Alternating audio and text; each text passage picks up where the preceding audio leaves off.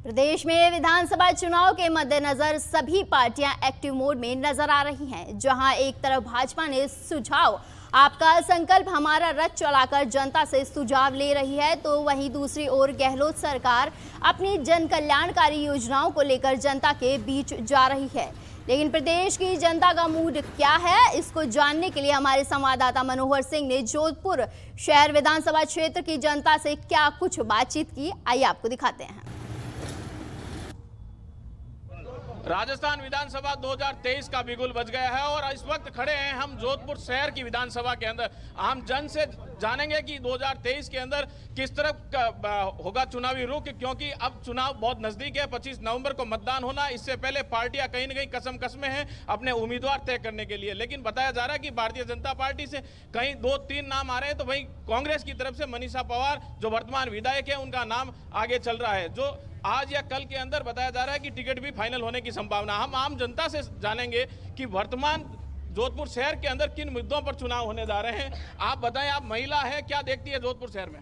सबसे पहले तो हम यह बता दें कि जो शहर विधायक मनीषा पवार का जो नाम चल रहा है, आपने सही कहा कि उनका नाम चल रहा है। क्यों चल रहा है कि उन्होंने शहर के अंदर, शहर विधानसभा के अंदर इतने वर्क काम करवाए हैं, इतनी हर समाज के लोगों के लिए उन्होंने तत्पर रह के उन्होंने काम करवाए हैं, इसीलिए उनका नाम वापस चल रहा है। और इसके अलावा माननीय मुख्यमंत्री जी अशोक गहलोत साहब हैं, उन्होंने जो योजनाएं चलाई है, योजनाओं का अगर यहाँ जिक्र किया जाए तो एक लंबी फहरिस्त बन जाती है और हर एक बंदे ने उस योजनाओं का लाभ लिया है। और उसके अलावा मैं आपको एक बात और बता दूं कि जो घंटाघर प्रांगण है उसके अंदर जो मनीषा पवार, जो शहर विधायक मनीषा पवार है, उन्होंने टूरिज्म को देखते हुए इस घंटाघर का जीर्णोद्धार जो करवाया है, क्योंकि उनको पता है कि इस एरिया के अंदर टूरिस्ट से जुड़े हुए कई लोग हैं, उनको रोजगार मिलेगा, तो उन्होंने प्रायोरिटी पे इस कार्य को करवाया है। और मैं ये कहना चाहती हूँ कि बीजेपी जो कह रही है कि हमारे पास 2 है 3 है, उनके पास तो मुख्यमंत्री का चेहरा भी नहीं है। जब उनसे पूछा गया कि आपका चेहरा कौन है, तो उन्होंने ये जवाब दिया कि हमारा चेहरा तो कमल का फूल है। अरे कमल का फूल क्या रोडे करवाएगा, क्या सड़कें बनवाएगा, सर विधायक बनाएगा, वो क्या काम करेगा कमल का फूल? तो आप चेहरा तो कम से कम लेके आइए और बताइए कि ये मुख्यमंत्री कौन बनने वाला है आपके यहाँ पे। कमल का फूल विकास करेगा क्या, सड़कें कमल का फूल बनाएगा, ऐसा कांग्रेस के लोगों का कहना है। कमल का फूल का प्रत्याशी मुख्यमंत्री बनेगा राजस्थान का 171 सीटों के साथ। और खूब चेहरे हैं हमारे पास, खूब चेहरे हैं। प्रशिक्षण शिविर में जो हमारा एक संगठन है, प्रशिक्षण शिविर देता है। गुजरात में माननीय मोदी जी सन 2000 में मुख्यमंत्री बने थे, तो उसी तर्ज पर राजस्थान में कमल का फूल और भारतीय जनता पार्टी ही विजयी होगी 171 सीटों के साथ, और भारतीय जनता पार्टी राजस्थान का मुख्यमंत्री ही बनेगा। 171 सीटों का दावा किया जा रहा है भारतीय जनता पार्टी की तरफ से, और इनका कहना कमल के फूल पर मतदान होगा और उसके बाद जब केंद्रीय नेतृत्व तय करेगा वो सीएम होगा। आप बताएं। सबसे बड़ी बात है, 171 सीटें ये खुद कंफ्यूज है, कांग्रेस की आएगी या बीजेपी की? क्योंकि पूरे राजस्थान में जो लहर चल रही है, पूरे हिंदुस्तान में लहर चल रही है कि राजस्थान में कांग्रेस वास्तव में 171 सीटें ला रही है। आपकी सोच बिल्कुल सही है। तो 171 सीटें ये गलती से कमल का फूल का वो जबकि हाथ के निशान पे है, कमल के फूल पे नहीं, जबकि हाथ के निशान पे 171। कांग्रेस खुद अपना रिकॉर्ड तोड़ेगी। मुख्यमंत्री जी नारा दिया है कि 156 का जो नारा दिया है वो 171 पे जाकर रुकेगा, और बिल्कुल सही कह रही है। और हम उस बात के बिल्कुल इनका समर्थन करते हैं कि कांग्रेस वास्तव में 171 सीटें ला रही है। रही बात डेवलपमेंट की, रही बात कार्यों की, एक इतनी लंबी फेरियस लिस्ट है कि आप एक किताब लिखते हैं। इतने कार्य और इतने विकास हुए हैं जिनके बारे में आप सोच भी नहीं सकते। जितनी जमीनी स्थिति में हर गरीब, चाहे हर वर्ग हो, चाहे अमीर वर्ग हो, हर एक के लिए जो योजनाएं लागू की है, किसी के साथ कोई भेदभाव नहीं रखा है। जिस तरीके से कांग्रेस सरकार ने जो कार्य किया है और हमारी विधायक मनीषा जी ने जिस तरीके से जमीनी हकीकत पे आज पूरे शहर के डेवलपमेंट में लगी हुई रही, हमारे आदरणीय मुख्यमंत्री गहलोत साहब ने जोधपुर के लिए कोई पैसे की कमी नहीं रखी, इवन राजस्थान के लिए नहीं रखी। हर एक एरिया में आप एक अगर कंपैरिजन भी कर लोगे, चाहे यूनिवर्सिटी हो, चाहे मेडिकल कॉलेजेज हो, चाहे हॉस्पिटल्स हो, चाहे स्कूल्स हो, हर एक का अगर आप कंपैरिजन करोगे तो 10% पे भी बीजेपी की पिछली सरकारों ने वहाँ डेवलपमेंट नहीं किया। रही बात विकास की, जोधपुर के अंदर बीजेपी के वक्त एक आला भी नहीं लगा है। डेवलपमेंट की तो बात बहुत दूर की है। एक महात्मा गांधी का इमरजेंसी हॉस्पिटल पिछले अशोक गहलोत साहब के टर्नियर में बना था, वापस वसुंधरा गवर्नमेंट आई थी, उसका गेट तक नहीं लग पाया, और अब इसका उद्घाटन हुआ है अशोक गहलोत साहब के इस वापस सरकार के अंदर। जोधपुर तो हमेशा सौतेला व्यवहार हुआ ही है, और सबको ये बीजेपी कांग्रेस छोड़ के दिमाग से लगाना चाहिए कि अशोक जी ने डेवलपमेंट किया, अशोक जी हमारे हैं और अशोक जी के साथ रह के जोधपुर का विकास करना है और उनको वोट और भारी मतों से इनको विजयी बनाना है। और आने वाले चुनाव में अशोक गहलोत साहब रिकॉर्ड 171 सीटों से विजयी बनाएंगे, सरकार बनाएंगे और पुनः सीएम बनेंगे। लगातार जिस तरह से कांग्रेस और बीजेपी के आपस में बात 171 का आंकड़ा कहीं न कहीं छूता, दोनों तरफ की बात दावा किया जा रहा है, लेकिन हम इस तरह से बात ये जानना चाहेंगे कि मुख्यमंत्री गहलोत जोधपुर से आते हैं, क्या यही कारण है कि गहलोत का प्रेम जोधपुर का प्रेम गहलोत के प्रति है? बिल्कुल नहीं है। वो ठीक है, उनका गृह नगर जरूर है ये, लेकिन उन्होंने पूरे राजस्थान में विकास की गंगा बहाई है और इसमें कोई विकास पुरुष वो विकास की आंधी है।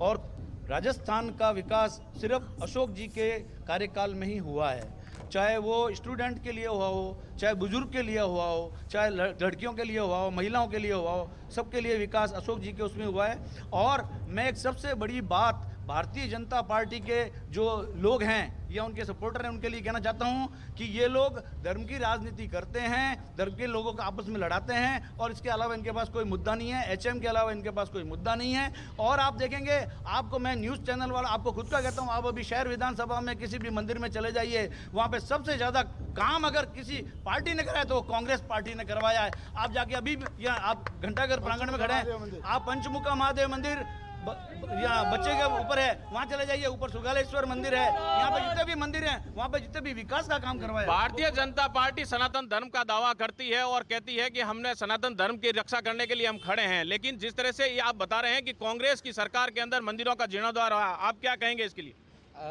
जिस तरह से मेरे बड़े भाई साहब इन तरह की बात कर रहे हैं कि भारतीय जनता पार्टी सनातन धर्म के साथ खड़ी है, तो ये बहुत अच्छी बात है कि भारतीय जनता पार्टी और देश का हर व्यक्ति के साथ कांग्रेस भी ये मानती है। नहीं, भारतीय जनता पार्टी, मेरा सवाल ये, भारतीय जनता पार्टी तो खड़ी बता रहे हैं, लेकिन कांग्रेस जीर्णोद्धार कर रही है।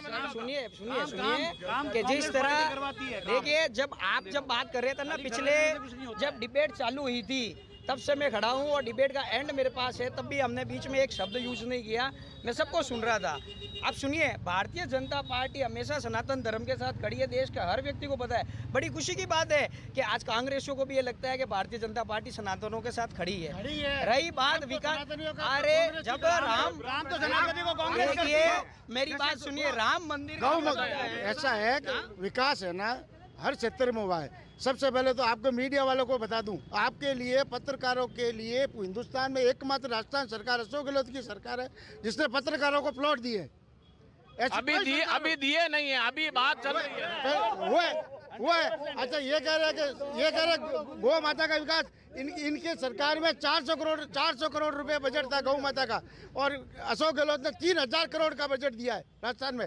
हिंदुस्तान की कोई राज्य सरकार 3000 करोड़ का बजट नहीं दे रही है। केंद्र से गायों के लिए अशोक गहलोत ने बजट दिया, गायों के लिए गहलोत ने बजट दिया है, भाजपा ने कभी गायों के लिए बजट नहीं दिया। भारतीय जनता पार्टी ये वही कांग्रेस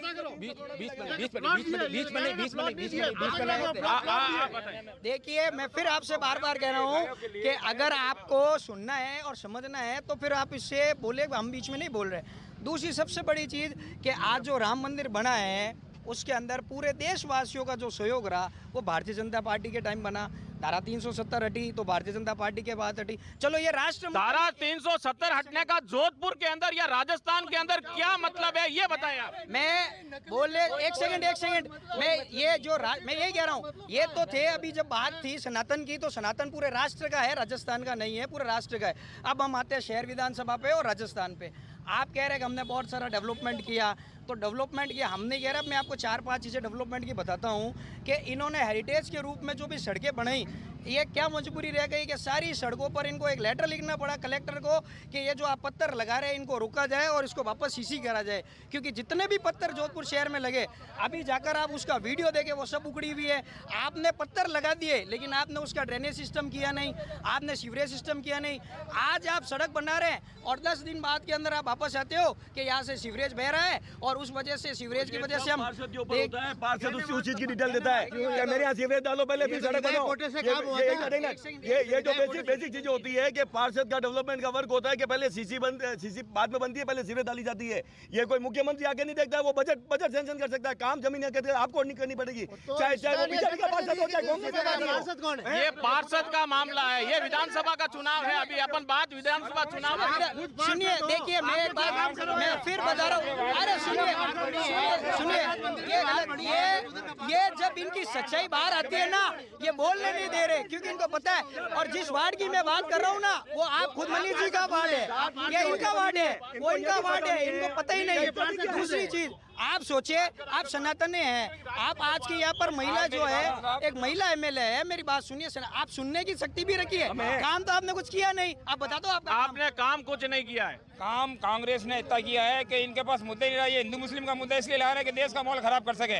इनके पास कोई मुद्दा बचता नहीं है। जब ये हिंदू मुस्लिम पर आ जाते हैं, काम की बात करें, इन्होंने खुद ने अपना फायदा उठाया है। आज ये माइक पर बोल रहे हैं, इनके खुद से दिल से पूछो, इनके वार्ड के अंदर जब पसेटिया हिल हो, उसका डेकोरेशन किसने कराया? इनके वार्ड में इनसे एक वार्ड समझता नहीं है। ये विधानसभा की क्या बात कर रहे हैं? ये सिर्फ सनातन धर्म का मुद्दा विधानसभा चुनाव में बनाते हैं। आप बताएं। मैं बताऊं आपको, ये जो मुद्दे है ना, 4.5 साल तक इस अशोक जी गहलोत ने इस प्रदेश को लूटा। सबसे महंगी बिजली, सबसे महंगा पेट्रोल और सबसे महंगा डीजल, और सबसे ज्यादा पेपर लीक लूट मार करके अब रेवड़िया बांट रहे हैं। बस रेवड़िया बांट रहे हैं, पेपर लीक ज्यादा हो रहे हैं। कोई भी तरह का भ्रष्टाचार राजस्थान में नहीं है। और मैं एक बात के अंदर समझा देता हूँ, राजस्थान सरकार क्या है। माइक की आवाज से काम की आवाज तेज है। बीजेपी वालों का माइक तेज है, दिल्ली से माइक कूकता है। और मनीषा पवार और राजस्थान कांग्रेस सरकार नहीं बोलती है, उसका राजस्थान में काम बोलता है, जिसका पूरा हिंदुस्तान में डंका बजता है। माइक की आवाज से कहीं न कहीं काम की आवाज तेज है।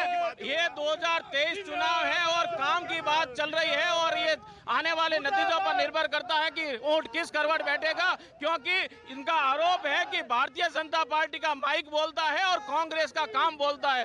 2023 विधानसभा चुनाव 25 नवंबर को होने जा रहे हैं। अब देखना होगा कि 25 नवंबर को किस तरफ लोगों का रुझान जाता है। कैमरा पर्सन सुनील के साथ नवतेज टीवी के लिए जोधपुर से मनोज सिंह।